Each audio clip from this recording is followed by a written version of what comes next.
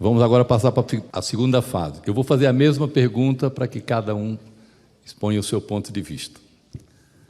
A pergunta que eu tenho que fazer para o doutor Carlos é: o que fazer nas contratações mais sofisticadas que envolvam o objeto social da empresa, mas que existam diversos players no mercado? Licitação ou contratação direta? Cada um tem 3 minutos. Eu diria o seguinte, quando a gente pensa em uma contratação mais sofisticada, seriam aquelas contratações mais importantes para a empresa. Não é, no caso do Correio, eu posso dizer assim, o que é importante para o Correio? Transporte é importante para o Correio? É uma contratação fundamental. Sem a contratação de transporte, não fazemos as entregas. Mas ela é sofisticada, ela é estratégica do ponto de vista de uma parceria de longo prazo? Não, existem vários players no mercado. Quando a gente fala de uma contratação pela Lei 13.303, a gente está pensando em parcerias de longo prazo, parcerias estratégicas, onde uma licitação pela 8666 não entregaria para a empresa um contrato, talvez, com o melhor parceiro. Então, nesses casos, o que interessa é o melhor parceiro, uma parceria de longa durabilidade, né, longa duração, onde o parceiro ofereça condições que são as mais adequadas, não necessariamente o melhor preço, né?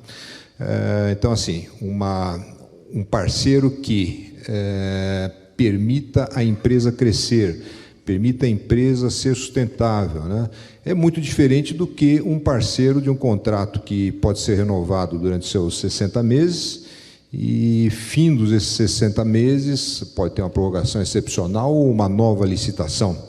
E aí esse parceiro, por exemplo, ele poderia ir embora levando a base de clientes que foi construída em parceria com ele. Então, no caso de uma parceria estratégica, logicamente que a Lei 13.303 ela se enquadra muito mais do que uma simples licitação. Então, aí é uma escolha com diversos critérios. Logicamente que tem que ser republicano nisso, né? Por que a empresa A, B, C e não a Z, por exemplo, né? Então tem que ser feito todo um filtro, toda uma seleção bastante criteriosa, ainda que não seja uma licitação, mas esse filtro vai excluindo ao longo do seu, a gente chama até isso de funil, né? Vai excluindo ao longo do seu percurso as empresas que oferecem condições menos vantajosas, as empresas que oferecem uma solidez financeira para ser considerado como parceiro menor. Então, aí a gente consegue escolher o melhor parceiro, diferente de uma licitação. Muito obrigado. E vou repetir a mesma pergunta para o doutor Aragão. O que fazer nas contratações mais sofisticadas que envolvam o objeto social da empresa, mas que existam diversos players no mercado? Licitação ou contratação direta? Bom, eu acho que o que fazer é aplicar o inciso 1 do parágrafo 3º do artigo 28, né? Dentro daquela perspectiva que eu havia mencionado de não fazer uma interpretação retrospectiva. Às vezes, com o tempo, a gente fica muito apegado a determinadas leis, né? Eu já participei, por exemplo, de discussões em matéria societária, e as pessoas falavam, mas isso viola a lei das SA. Eu falei, mas a lei das SA é uma lei ordinária, da década, já faz algumas décadas, ela pode ser alterada, né? E também existe esse aspecto de carinho sentimental com o Código de Defesa do Consumidor, né? Os consumeristas falam, não, mas isso viola o Código do Consumidor. Né? O Código de Defesa do Consumidor não é um anexo à Constituição. Da mesma forma que a Lei 8666 e a sua lógica de a única forma de nós atendermos os princípios constitucionais é através de um procedimento formal, burocrático, procedimentalizado. Isso é a Lei 8666. A Lei 8666, essa lógica, não estou nem só falando dela, estou falando da lógica dela. Essa lógica dela não é inconstitucional. Com certeza não é. Mas ela também não é a única lógica possível. E o inciso 1 e 2 do parágrafo 3º inaugura uma nova lógica.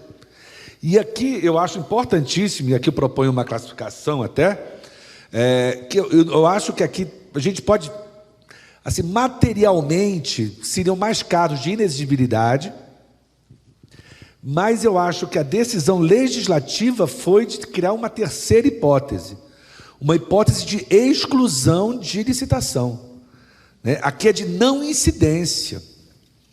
Está falando que o capítulo inteiro de licitação não se aplica. Não se aplica nem as normas sobre contratação direta, justificativa de preço e tal. Acho que vão ter que ter suas justificativas. Mas os artigos que constam do capítulo de licitação sobre contratação direta também não se aplicam a essas contratações diretas. Ao meu ver, são hipóteses de exclusão de incidência do capítulo sobre licitações. O capítulo sobre os contratos, eu acho que se aplica. Mas o sobre licitação é um caso de exclusão. Então, a coisa é bem mais além do que a gente inicialmente poderia meramente trazer a lógica do que a gente está acostumado, por carinho e tal, da Lei 8666, e por costume, né? Mas leis ordinárias derrogam leis ordinárias, né? E, então, agora, pode realmente acontecer casos concretos que tenham várias possíveis empresas. E aí, como fazer? Né?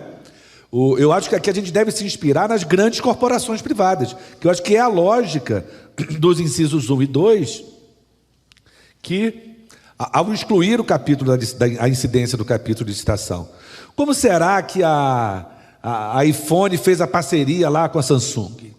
Você acha que o diretor lá chegou? Não, vai ser a Samsung, porque eu viajei lá, me deram uma viagem bacana? Não. Será que a Nokia não estava interessada? Né? Imaginem o procedimento, a justificativa interna que não teve que haver para se escolher a Samsung ao invés da Nokia. Né? Ninguém ia poder chegar lá, não vai ser a Samsung e pronto. O que não quer dizer que que a Nokia e a Samsung tenham mandado envelopes fechados. Né? Agora, eu acho que a empresa em si, ela deveria ter considerado. Não, espera aí. Vamos dizer, os dois maiores agentes do mercado aqui, a Nokia e a Samsung. Então, vamos fazer um estudo interno aqui sobre as potencialidades da Nokia, sobre as potencialidades da Samsung. Vamos fazer uma sondagem com uma sondagem com a outra. É porque tem coisas muito específicas, muito difíceis de serem mensuradas numa licitação. Por exemplo, há algum tempo atrás, uma grande petroleira multinacional vendeu os seus postos de revenda na Argentina, mas, ao mesmo tempo, estabeleceu parcerias com a empresa que comprou os seus postos. Então, assim, você vai fazer uma licitação para isso, né? É uma questão que, estrategicamente, tem que ser muito bem motivada e motivada também comparativamente. O que não quer dizer que vai ter um procedimento, necessariamente, de recebimento de envelope, né? Mas assim, a empresa tem que fazer essa avaliação e tem que passar por um crivo que a gente tem que ser bastante razoável, objetivo. E eu acho que o Tribunal de Contas vai ter um papel muito grande, de importância muito grande, junto com a sociedade, de avaliar essas alternativas. E eu acho que a questão é muito que um acionista minoritário pensasse lá da iPhone. Ele ia olhar, por que fez essa parceria com a Samsung se é nossa concorrente? Quais seriam as outras empresas que poderiam fazer? Aí o cara pediria lá todos os relatórios da diretoria, do Conselho de Administração, ele leria e falou, não, poderia ser a Nokia, até poderia, mas faz bastante sentido que tenha sido a Samsung. Eu acho que esse tipo de avaliação é da lógica atualizada e excludente da incidência do capítulo das licitações do parágrafo 3º. Muito obrigado, doutor Aragão. Eu queria informar, quem quiser fazer perguntas, tem um papelzinho aí, pode formular a pergunta e entregar às moças aí do cerimonial. Pergunta agora para o doutor Mauro. A mesma pergunta vou repetir para o senhor. O que fazer nas contratações mais sofisticadas que envolvam objeto social da empresa, mas que existam diversos players no mercado? Licitação ou contratação direta? Bom, a escolha legislativa, meu ponto de vista, é que não há necessidade de fazer licitação nesses casos. Pegando um pouco a temática... Mesmo existindo outros players? Se eu tiver um processo decisório robusto, que demonstre que os indicadores financeiros, indicadores operacionais, para aquela temática, para aquela oportunidade de negócio, são consistentes, eu entendo que não. Então, tudo vai de uma fase de preparação. Não pode a empresa estatal simplesmente escolher o player A e B por um conceito de affectio societatis subjetivo do Código Civil. Ela tem que demonstrar uma afinidade empresarial. E como é que eu defino essa afinidade empresarial? Primeiro, fazendo um processo de preparação decisória muito robusto. O ônus argumentativo aqui é muito maior quando não tem licitação. Como é que eu faço um processo argumentativo robusto? Primeiro, eu tenho que preparar a oportunidade de negócio. Qual é esse produto? Qual é esse serviço? Qual é o retorno esperado? Qual é a economia esperada? Qual é a sinergia que eu espero daquele negócio? Depois eu vou para o segundo passo. Eu preciso identificar quais são as características singulares e ímpares de um parceiro, e aí eu posso trazer indicadores financeiros, endividamento, capacidade de investimento, ou indicadores operacionais, rede de distribuição, base de clientes, base de custos. Então, seria um segundo passo desse processo de contratação sem licitação. Primeiro, eu defino a oportunidade de negócio, defino qual é a relevância, qual é o atributo que eu espero para concretizar aquele negócio, quais são os indicadores mínimos que eu espero do parceiro para concretizar aquele negócio.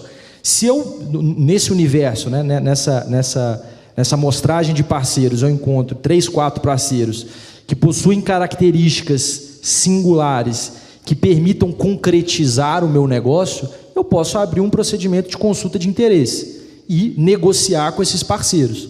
E aí, pegando um pouco o que o professor Alexandre trouxe para o debate,